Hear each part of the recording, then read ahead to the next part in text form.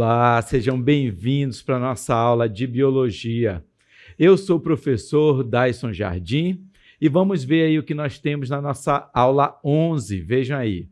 Objeto de conhecimento, origem das espécies e dos grandes grupos de seres vivos. E no detalhamento, nós vamos estudar um pouco sobre os grandes grupos, desses seres vivos. Então aí, pegue seu caderno e caneta na mão e vamos para a nossa aula. Vejam vocês aqui, nessa galeria de imagens que eu estou. Olha, inclusive estão em movimentos. Olha essa maravilha aqui de galeria. Nós temos aqui espécies vegetais, animais.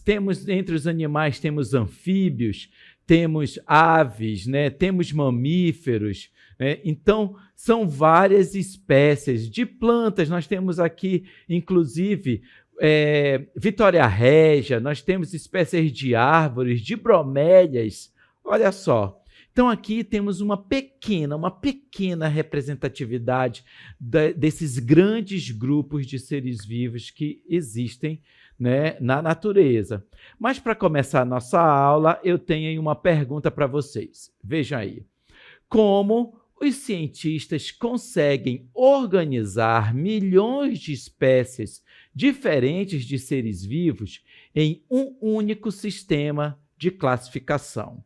Então, ao longo do tempo, foram assim definidos, vários métodos de classificação desses seres vivos pelos cientistas. E foi dessa forma que esses estudiosos conseguiram, então, começar a separar grupos por suas diferenças ou por características que eles tinham ali de parecidos entre si.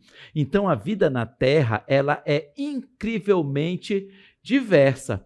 E para estudar essa diversidade, os cientistas classificam, esses seres vivos em grandes grupos, porque são milhões de seres vivos, desde micro-organismos, espécies que são algas, ou aquelas que são mais vistosas, espécies vegetais, espécies também animais, imagina, invertebrados, entre os vertebrados também, e aí nós temos várias classificações. Então, todos esses seres vivos, eles precisavam, à medida que eles foram sendo descobertos, pelos cientistas, eles precisavam de uma classificação. E é dessa forma que nós temos aí a ideia dessa grande diversidade de seres vivos, na natureza. E também o quanto que eles foram ali inicialmente divididos por reinos. Essa classificação dos seres vivos, ela serviu ali como digamos assim, uma ferramenta, do conhecimento científico, para que pudesse se entender essa quantidade de vida, essa diversidade de vida que tinha no planeta Terra. Então, nós vamos iniciar aí vendo como que ocorria essa classificação dos seres vivos. Vejam aí. A classificação desses grandes grupos de seres vivos, ele é chamado de classificação biológica, em que organiza a biodiversidade em hierarquias baseadas em parentesco evolutivo. Nós já ouvimos falar sobre evolução das espécies. Então, esse parentesco evolutivo, digamos assim, eram aquelas espécies mais próximas, mais parecidas entre si, ou que até fossem ficando diferentes, mas elas ainda assim pertenciam a um grande grupo de seres vivos. E aí, dessa forma, teve uma classificação nos principais níveis, que nós temos aqui de uma forma mais atualizada, já temos aqui na nossa aula, incluído domínio, temos que o domínio ele é formado por um conjunto de reinos, reinos é formado por um conjunto de filos, filos é formado por um conjunto de classes, uma classe é formada por várias ordens, uma ordem é formada por várias famílias, uma família é formada por vários gêneros e um gênero é formado por várias espécies que, como vocês já sabem, ela é assim denominada de uma forma, pela nomenclatura binomial, né? São dois nomes, que é o gênero e o epíteto específico, para poder definir assim a espécie, né, daquele indivíduo. Então, de uma forma mais atual, atualmente, a classificação dos seres vivos ela é feita em base nestes critérios evolutivos ou genéticos, morfológicos, que são as características da forma, né, daquele indivíduo, ou fisiológicos, que é como ocorre o funcionamento dos vários órgãos, né, das características internas daquele indivíduo. Então, são essas informações que estão assim relacionadas a essa classificação. E vejam vocês que eu tenho aqui, atrás de mim, um mapa mundi. O mapa mundi, né, que vocês bem conhecem da geografia, ele é formado por vários países, continentes, e estes continentes por países. Imagina aqui que vocês, né, que nós temos aqui, ao meu lado, a América, aí temos a América do Sul, a América Central, a América do Norte, e assim sucessivamente. A África, né, nós temos a Ásia, enfim, todos esses outros continentes, eles têm ali, digamos, um exemplo. Vejam vocês, o cão doméstico. Vamos ver aí com que denominações nestes países, né, o cão doméstico pode ter. Olha só, temos aí distribuídos esse cão em vários países. E qual nome você daria para esse cão, né, se você morasse em um desses países? Vejam vocês aqui, lá nos Estados Unidos é chamado de dog. No Brasil é chamado de cão, cachorro. Na França, chien. Na Alemanha, hund. Né? Na Itália, cane. Na Espanha, perro. Né? E assim ali na África do Sul, são nomes que vão ficando complicados, né? Nem consigo falar como é que o cão é chamado lá no Japão. Ian, ali pelo significado. Mas vejam vocês, se nós apenas considerássemos, né, o nome vulgar, cada um desses países seriam, então, digamos assim, uma espécie diferente de cachorro? Não. Justamente por esses critérios de classificação que foi adotado pelos cientistas, é que nós temos aí que, seja qualquer lugar do mundo, seja qual for a língua pronunciada, né, para esse nome vulgar, nós temos ali o gênero Canis e a espécie Canis familiares. Então, essa classificação biológica ela tornou possível, né, conhecer a biodiversidade de organismos, além de dar nomes para eles e descrever suas características. Então, seja qualquer a parte do mundo que esse cachorro, o dog, né, o perro, onde eles estejam, como eles possuem as mesmas características, né, eles vão ter o mesmo nome científico, mas eles são, então, como nós sabemos, classificados numa outra subdivisão que são raças. Mas isso não significa que eles são espécies diferentes. Ok? E aí, qual é o nome que é dado para esse método de classificação? É a taxonomia. Veja aí que a taxonomia ele é aí formado pelo termo taxis, que é igual a arranjo, e pelo termo ali arranjo ou ordem, tax, que é arranjo ou ordem, né? Vamos aqui grifar, e também por nomos, estão latinizados, que esse nome significa lei. Então, a taxonomia ela é o ramo da biologia destinada a dar nomes. E olha aqui o que está escrito. nomenclatura, né? Então, esses nomes, eles são adotados para descrever as características desses seres vivos. E, inicialmente, foi proposta por Carl Linneu, que nós, assim, digamos, na nossa intimidade de biólogo, nós chamamos eles de Linneu, né? Lá no século XVIII. Então, ó, estou aqui nesse ambiente, nós já podemos perceber aqui que todas essas espécies, todos esses indivíduos que estão aqui, eles fazem parte de um grupo, né, de ser vivo. Foi adotada uma classificação para poder separar esses grupos. Mas vamos ver um pouco aí sobre a história dessa classificação dos seres vivos.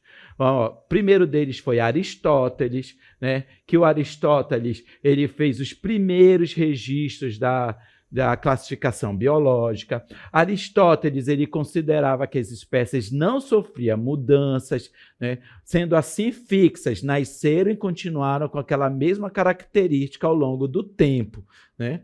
E assim eles eram organizados conforme essa crescente complexidade, que depois foi denominada ali de escala natural, tá? E aí nós temos também que Aristóteles, né, ele fez observações que ocorriam apenas em nível microscópicos. Ó, esses níveis microscópicos permitiam com que ele apenas conseguisse classificar em dois grandes grupos: animais, que eram seres que se moviam, ou as plantas, que eram fixas, não se moviam. E essa classificação em nível macroscópico. Olha só, desculpa, pessoal, eu falei para vocês microscópico, mas aqui, ó, só para a gente, em nível macroscópico. E por isso, ele só conseguiu classificar em dois grupos, como os animais, que eram aqueles que se moviam, e as plantas que ficavam fixas ali. Então, essa classificação perdurou por muito tempo, até que houvesse outra, né, conforme os avanços da tecnologia, e assim permitiu-se descobrir outros seres vivos. Vamos ver aí que Aristóteles ainda classificava, né, a forma como ele classificava era ali artificial, como nós temos aqui em destaque, porque não observava todas as características, e sim apenas aquelas características macroscópicas que eram visíveis sem considerar as relações evolutivas. Continuando essa história aqui nessa nossa linha do tempo, nós temos Linneu, né? Então, Linneu ele é considerado o pai. Ó, quem é o pai? Aquele que foi o mais importante da taxonomia moderna. E lá, né, em 1735, ele revolucionou essa classificação, né, dos seres vivos com o estudo da biologia, justamente por propor a nomenclatura binomial, que é formado por dois nomes: o gênero e o epíteto específico.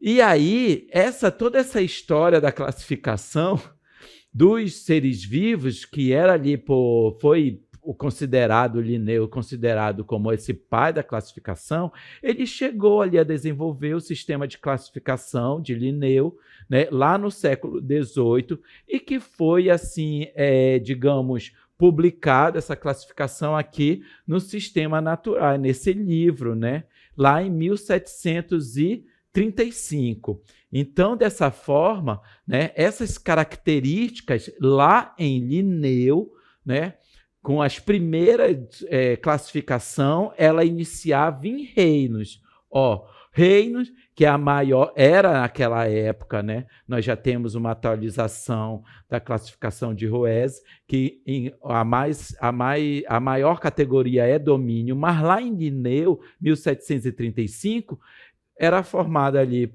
pelo reino, que era formado por um conjunto de filos, e assim sucessivamente eram formados filos formados por classes, classes formadas por ordens, que era o conjunto de famílias, como nós vamos ver agora, né?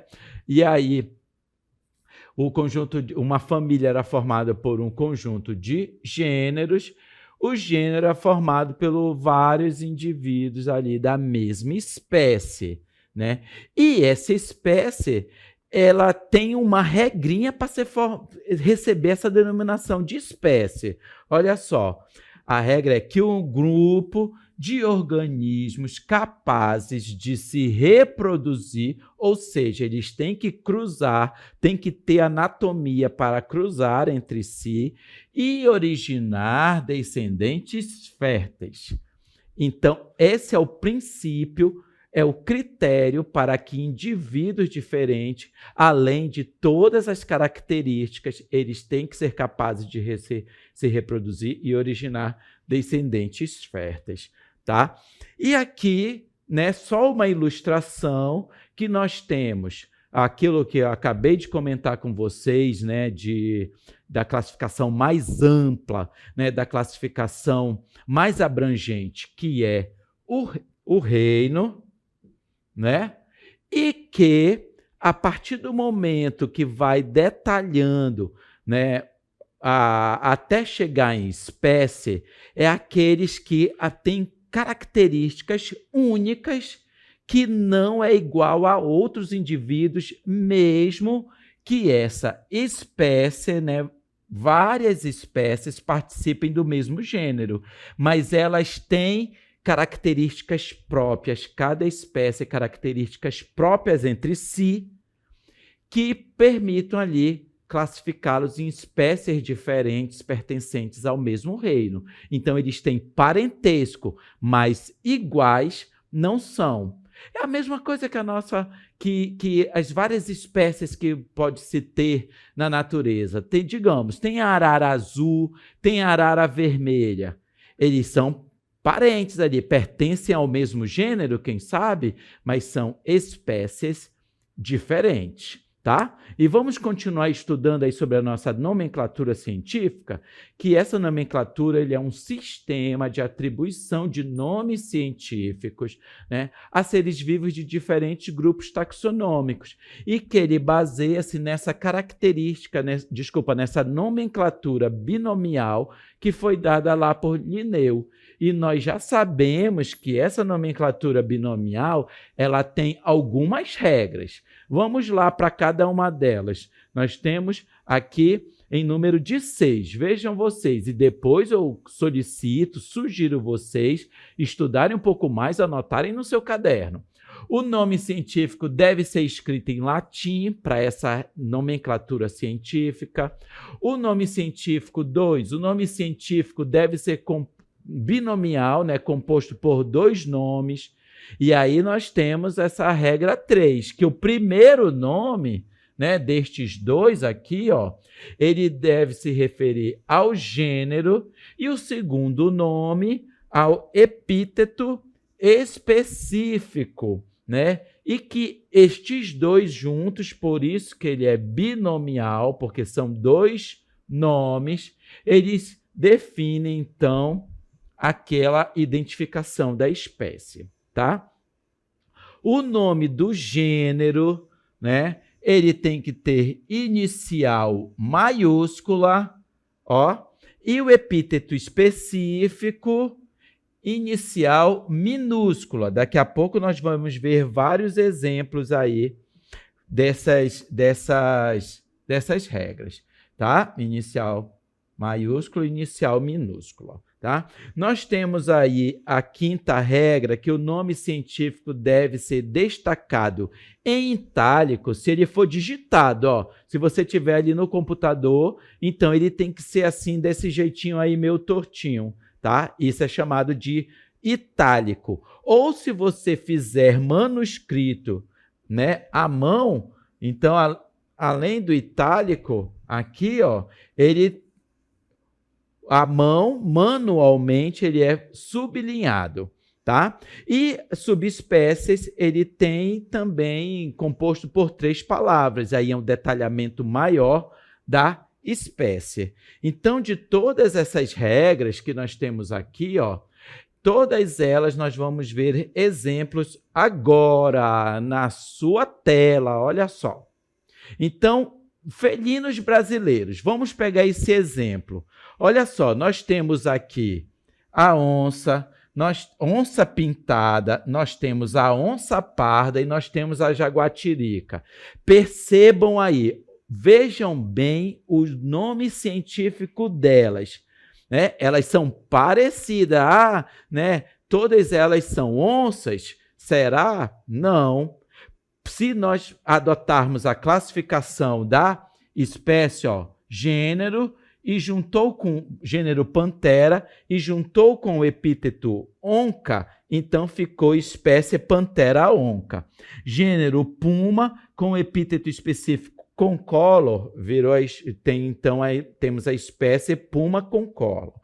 Gênero Leopardos com o epíteto Pardalis, temos aí a espécie Leopardos pardalis. Vamos continuar vendo exemplos para você continuar aí percebendo, né? Aqueles lá nós tínhamos espécies diferentes. Agora vamos ver aqui os felinos da África e da Ásia. Percebam vocês, nós temos o leão, o leopardo e o tigre. Qual é o gênero? Percebam, eles são do mesmo gênero ou de gêneros diferentes?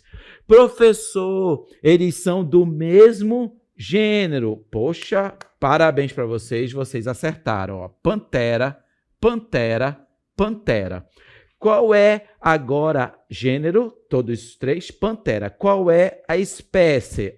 Pantera leo, pantera pardos e pantera tigris. São 3 espécies que pertencem ao mesmo gênero. Lembra que eu falei que um gênero ele é formado por várias espécies? Então, o gênero Panthera é formado por essas 3 espécies. Professor, são muitas regras, são muitos termos. São sim. A biologia é feita para entender toda a diversidade da biologia, o estudo da vida, né? Tem todos esses conceitos. Anote no seu caderno e vai estudar mais. Vai estudar porque você quer conquistar novos horizontes na sua vida, quer melhorar de vida e vai ser fazendo Enem, fazendo macro, né? Todas essas várias avaliações da sua vida que vão levar a conquistar novos postos de trabalho e ganhar mais dinheiro. Pensa nisso também. Então, vamos continuar estudando aí a revolução evolutiva, né, que ali foi feita por Darwin. Então, vamos lá. Todas as espécies têm um ancestral comum, né? A diversidade biológica resulta dessa seleção natural e, a partir daí, Darwin causou várias relações de parentesco. E isso marcou ali a classificação, né, desses seres vivos conforme a filogenética. Então, atualmente, nós temos aí, após Darwin, que os seres vivos são classificados com base em vários critérios. Tipos de células, forma de nutrição desses seres vivos, estrutura celular e as relações evolutivas. E agora eu tenho aí um mapa mental para vocês que trazem aí esses avanços dos sistemas de classificação mais modernos. Inicialmente, o tradicional nós temos em 5 reinos, que era Monera, Protista, Fungi, Planta e Animalia, né? Depois nós tivemos aí um avanço aqui nos 5 reinos da Aranineu. Nós temos aí de Roese, né, que são em 6 reinos, e aí nós temos o reino, foi adicionado o reino Arquea, né, separando as bactérias em 2 grupos. Então, bactéria e Arquea formaram 2 reinos diferentes, tá? E nós também temos a classificação em 3 domínios, que por isso, inicialmente lá eu mostrei que domínios é um conjunto de reinos, que é o sistema mais natural. Aí nós temos o domínio bactéria, que são formados pelas bactérias comuns, o domínio Arquea, que são formados por bactérias que vivem em ambientes extremos, quase inóspitos à vida, né? E o gênero Eucária, e aí sim ele inclui os eucariontes. Protista, né? Fungi, Plante e Animalia. Então, todos esses foram estudos que foram sendo realizados. E aqui nós temos a classificação em 5 reinos de Whittaker, lá em 1920 e 1980, que ele foi responsável, por essa classificação em 5 reinos, né?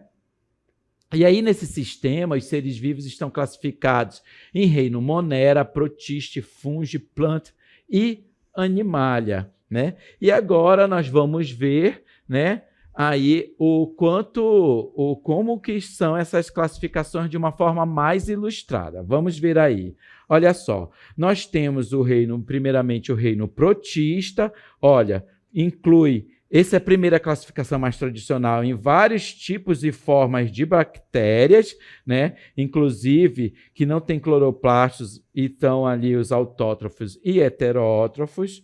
Nós temos aí os protistas, né, que já são organismos eucariontes, unicelulares e procariontes, unicelulares e pluricelulares, e eles incluem todos os protozoários.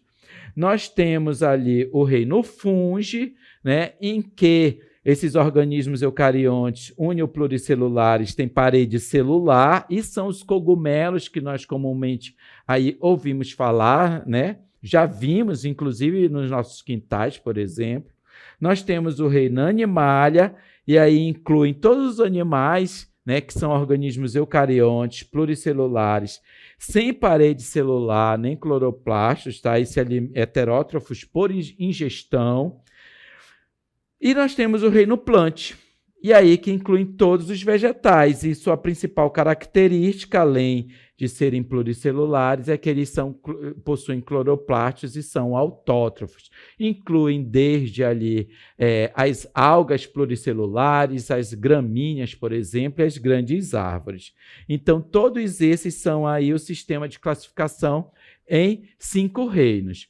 Vamos continuar vendo aí que tem Roeze, né? Roeze é um outro sistema que ele propôs ali em 6 reinos, né? E tirou desses reinos o reino Monera e criou o reino Bactéria e reino Arquea, tá? Então, nesse sistema de classificação, o reino Eubactéria, ele é formado pelas bactérias verdadeiras, né?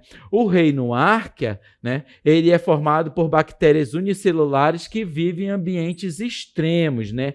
Não somente bactérias muito especializadas geneticamente conseguem viver ali. Reino Plant, né, são os organismos eucariontes, autotróficos e pluricelulares. Reino Fungi, que são aí os cogumelos heterotróficos uniopluricelulares, e também aqui na ordem até protista vem antes, né, do fungi, das plantas, e o último Animalia, tá? E aqui o reino Animalia nós temos organismos eucariontes, heterotróficos e pluricelulares. Vamos continuar aí estudando. Olha só, Roeze, né, que ele fez essa classificação em 3 domínios. Lá em 1977 foi melhorada ali em 1990, que esse grau de parentesco já permitiu o estudo de características genéticas, como o RNA e o DNA e o RNA. Tá? Então, nós temos aqui, olha só, um ancestral comum, em que depois tinha 3 domínios, e, por exemplo, o reino Bactéria incluía aqui, antigamente, o reino Monera, que hoje é denominado de bactérias e árqueas, que são procariontes, né? A árquea, né, forma ali o grupo das árqueas, né? E temos também o eucária, que aí inclui os outros grupos, que são os eucariontes, protistas, plantes, né, fungi e animalia. Aqui nós temos como que essa divisão evolutiva foi acontecendo ao longo do tempo, tá? Então, nós temos aí o sistema filogenético, que inclui essa área da biologia que estuda as relações evolutivas. Vamos ver aí, esse sistema inclui a filogenia, que é a história evolutiva, o ancestral comum, que são espécies que descendem de outras espécies, é a primeira que gerou toda a evolução, e o clado, que é um grupo formado por um ancestral comum e todos seus descendentes. Eu apresentei há pouco ali aquele característica do clado, que são as ramificações evolutivas foram ocorrendo ao longo do tempo. Então, essas árvores filogenéticas, né, dessa forma, os cientistas eles mostram quem é o mais, né, aparentado, parentesco, né, entre os indivíduos e como esses grupos também se separam. Vamos ver agora que ainda há pouco eu comentei com vocês. Ó, o ancestral comum, então, eles vão ter essas subdivisões aqui, né, em cada uma destas características que nós temos aqui, que separaram esses 6, né, reinos da natureza. E assim, resumindo, nós temos esses 3 domínios, nós temos aqui esses 6 reinos, e nós temos, do sistema mais atual, essas categorias taxonômicas que eu já citei para vocês, todas elas. Ó, todas essas aqui eu já citei anteriormente, tá bom? E aí, um resumão disso tudo que eu falei, que são muitos conceitos. Nós temos esses sistemas filogenéticos atuais, né, que agrupam os seres vivos com base nas relações evolutivas. Nós temos o sistema em 3 domínios de Roese, que divide os seres vivos em domínios Arquea, Bactéria e Eucária. E nós temos a classificação em 6 reinos, que é essa classificação mais atual, como comentei anteriormente. E só para ilustrar, nós temos aqui, ó, todos esses, né, uma representação, e como eu usei lá no início, né, aquele exemplo dos animais, como ao longo do tempo também eles foram, né, sendo classificados. Isso ajuda a entender essa classificação.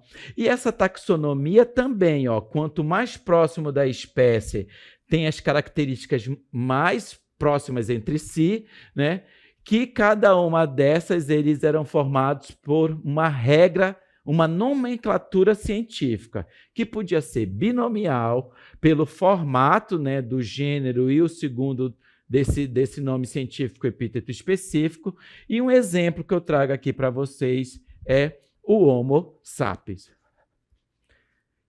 Pessoal, muitos conceitos. Eu sugiro vocês continuarem estudando para poder entender todos esses sistemas de classificação, porque eles constam nas avaliações, tá bom? Tchau, até a próxima.